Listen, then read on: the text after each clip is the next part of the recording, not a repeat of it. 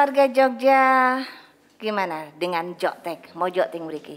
Mojok sambil makan, ya kan? Kalau jam segini berarti apa ya Pak? Kalau lunch belum lah ya, makan siang belum gitu ya. Sarapan juga udah telat ya. Tapi ada loh sarapan jam 10. Early lunch. Gitu ya, early lunch. Ya, yang jelas bersama dengan gabungan industri pariwisata Indonesia, kita ada di Jokteng, Mojokting mriki Sangaji TV Jogja. Pak Bobi, sejauh mana gitu ya? Sementara GIPI adalah akses utama juga untuk pemerintah gitu ya. Sejauh mana gitu pemerintah ikut andil membesarkan GIPI ini? Ya, tentunya karena GIPI ini adalah produk undang-undang, tentunya menjadi satu prioritas dari pemerintah, baik itu pemerintah pusat, daerah dan kabupaten kota untuk melakukan satu koordinasi untuk bidang pariwisata terhadap usaha jasa pariwisata yang lain. Sehingga kami menjadi satu asosiasi koordinasi yang menjadi mitra dari pemerintah daerah untuk melakukan kolaborasi dari semua asosiasi yang ada sesuai dengan tupoksinya yang tergabung di dalam gabungan industri pariwisata Indonesia. Dan tentunya ini menjadi satu langkah positif untuk kembali menginline-kan sebuah kebutuhan dari pemerintah inline dengan tupoksi dan kompetensinya. Sehingga ini yang menjadi satu langkah positif dengan adanya GIPI di Jogja. Kayaknya gerak GIPI ini sendiri pun harus terdepan ya, karena secara langsung standarisasi pun memang harus go internasional begitu ya Pak ya. SDM-nya ya kan, kemudian stakeholder gitu kan, dan segala macam gitu. Sejauh ini gitu Pak, adakah kendala gitu? Kan pandemi nih ya kan, ya biasalah keluhan-keluhan gitu yang membuat organisasi-organisasi yang tergabung dalam GIPI ini akhirnya merosot gitu, akhirnya mereka jadi nggak semangat lagi gitu.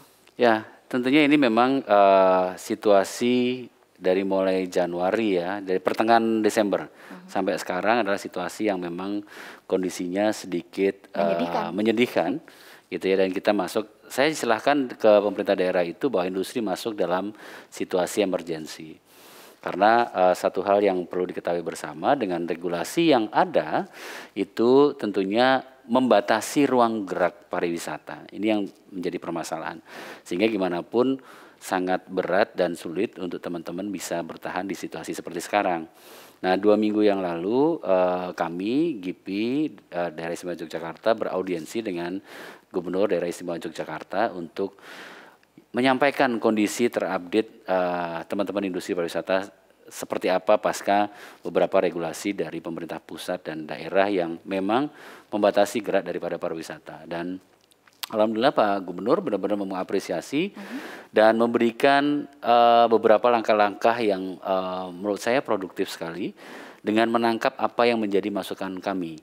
Jadi kami kemarin memberikan beberapa masukan gitu ya ke pemerintah daerah. Yang pertama pasti kami mohon ada satu langkah di mana pemerintah daerah bisa mengupayakan untuk sisi relaksasi. Nah itu dia, udah 6 bulan loh ya. Sudah 1 tahun. Tambah lagi ya. Nah ini yang terjadi gitu ya, karena kondisi teman-teman untuk memenuhi kewajibannya itu memang sangat berat, sehingga kemarin kita menjadi satu masukan buat pemerintah daerah untuk membantu bagaimana bisa memberikan satu relaksasi, baik itu sisi dari sisi keuangan ataupun di luar jasa keuangan gitu ya. Itu bagaimana bisa diupayakan oleh pemerintah daerah.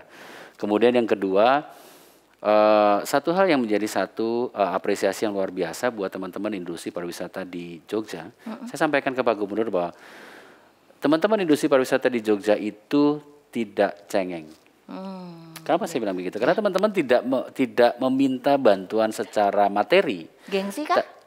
Sebenarnya bukan gengsi, tapi teman-teman lebih menghendaki bagaimana bisa ada satu ruang untuk menggerakkan kembali usahanya. Itu dia. Kesempatan buat bekerja menjadi satu hal yang utama buat spirit teman-teman di industri pariwisata di Jogja. Nah, dari sisi itu kami memberi satu langkah ataupun masukan buat pemerintah daerah untuk membangun sebuah namanya travel corridor. Travel corridor ini sebenarnya kalau secara internasional baik Indonesia dengan beberapa negara sahabat sudah dibangun gitu ya, seperti halnya Indonesia dengan Uni Emirat Arab, Indonesia dengan RRT, Indonesia dengan Korea, Indonesia dengan Singapura. sudah membangun sebuah travel corridor, tapi mereka masih sebatas perjalanan dinas, perjalanan yang bersifat ekonomi, kemudian corporate, belum menyentuh sampai ke sisi pariwisata. Nah, konsep inilah yang kita turunkan ke sisi regional di Jawa Bali. Sehingga dengan konsep kemarin, dengan aturan regulasinya PPKM Jawa Bali, ada dua daerah yang sebenarnya sangat sulit untuk bertahan dengan regulasi ini. Satu pasti Bali dan dua Jogja. Dua daerah ini bertipikal bahwa perekonomiannya bertumbuh pada sektor pariwisata.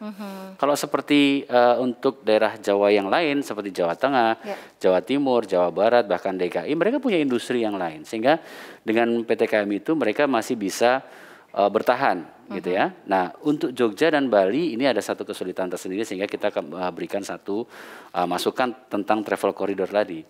Travel corridor ini sebenarnya pada saat pemerintah daerah istimewa Yogyakarta membangun PKS dengan pemerintah daerah Jawa Bali dan di luar Jawa yang sifatnya punya satu direct flight ke Jogja, ini akan membantu menggerakkan dalam koridor termonitoring, terevaluasi dengan baik dan terkontrol dengan baik. Karena bentuknya nanti pasti akan bermuara ke namanya Jogja Konsorsium karena bentuknya paket. Sehingga orang mereka dari Jawa Bali nanti bisa tetap berwisata ke Jogja dalam bentuk paket. Paket ini yang kita subsidi bersama. Baik itu oleh industri, kita akan subsidi, kemudian pemerintah daerah dan kemungkinan kita juga akan minta bantuan Kemenparekraf untuk bisa membantu mensubsidi sehingga harga paket konsorsium tadi akan jauh lebih terjangkau oleh masyarakat. Karena satu hal yang juga harus kita sadari, masyarakat itu sekarang dalam kondisi daya beli yang juga kurang bagus karena kondisi ekonomi yang seperti sekarang. Sehingga kita harapkan dengan adanya subsidi itu bisa menggerakkan kembali. Ada 13 jasa usaha pariwisata yang harus kita gerakkan bersama. Boleh tahu Pak apa saja? Ada akomodasi, makan minum, transportasi, ada event, industri kreatif, ada 13 total itu industri jasa pariwisata yang memang kita harus gerakkan bersama. Sehingga 13 UJP tadi benar-benar bisa survive. Dan Jogja Konsorsium mudah-mudahan nanti akan menjadi satu solusi buat bagaimana menggerakkan kembali ekonomi dari sisi pariwisata Jogja ke depan. Oke, luar biasa ya. Dan kayaknya media pun salah satu ya yang selalu mensupport gabungan industri pariwisata Indonesia ini ya Pak Bobi ya. Antara ekonomi kreatif ini memang sangatlah menjadi tujuan utama bagi saat-saat ini ya Pak ya, entah itu pariwisata, entah itu industri begitu ya. Nah Bapak, bagaimana sinergi antar anggota GIPI saat ini Pak? Ya, itu tadi yang kenapa saya sampaikan tadi, saya tekankan di Jogja Konsorsium tadi. Jadi Jogja In Package tadi itu akan menggerakkan dari semuanya, termasuk UMKM-nya. Karena bagaimana kalau kita dalam sebuah paket itu baik mulai dari Jogja One Day Tour sampai 5 hari 4 malam kita punya paketnya bermacam-macam. Yang intinya itu memuat dari semua vendor 13 UJP tadi. Jadi ada hotelnya, akomodasi ya, kemudian ada restorannya, ada pramuwisatanya, ada biro perjalanan wisatanya, ada destinasinya, kemudian juga ada oleh-oleh UMKM segala macam masuk di sana. Ada juga pengusaha catering untuk nasi boxnya. Semuanya bisa terakomodir dalam Jogja Konsorsium tadi. Ini yang kita harapkan bagaimana perjalanan pariwisata ini benar-benar menyentuh dari 13 UJP tadi dan memiliki satu supporting untuk bisa bertahan dan benar-benar bisa survive dengan situasi yang sulit ini. Ini yang kita harapkan bagaimana kebersamaan kita di dalam gabungan industri pariwisata Indonesia ini benar-benar bisa memiliki satu daya tahan yang luar biasa dan saling membackup, saling mengangkat, saling bisa melengkapi sehingga teman-teman tidak berjuang satu persatu, tapi kita berjuang dalam kebersamaan Jogja Nyawiji. Jogja Nyawiji. Jogja Konsorsium gitu ya, yang selalu mengedepankan adanya kekolaborasian dari masing-masing anggota gitu. Pastinya harus komunikasinya baik, komunikatif juga, akhirnya kooperatif ya kan, kreatif. Itu yang menjadi GIPI ini tetap kuat begitu kan ya. Ya, Pak Bobi, ada beberapa tanggapan dari masyarakat tentang kesiapan wisata Jogja gitu kan ya. Tadi kan sempat disampaikan juga kalau kita harus menyiapkan. Kita nggak boleh tidur terlelap gitu kan ya. Kita terbuai dengan pandemi yang ada dan segala macam. Tapi kita harus menyiapkan segala sesuatu ya. Kita akan kembali sesaat lagi.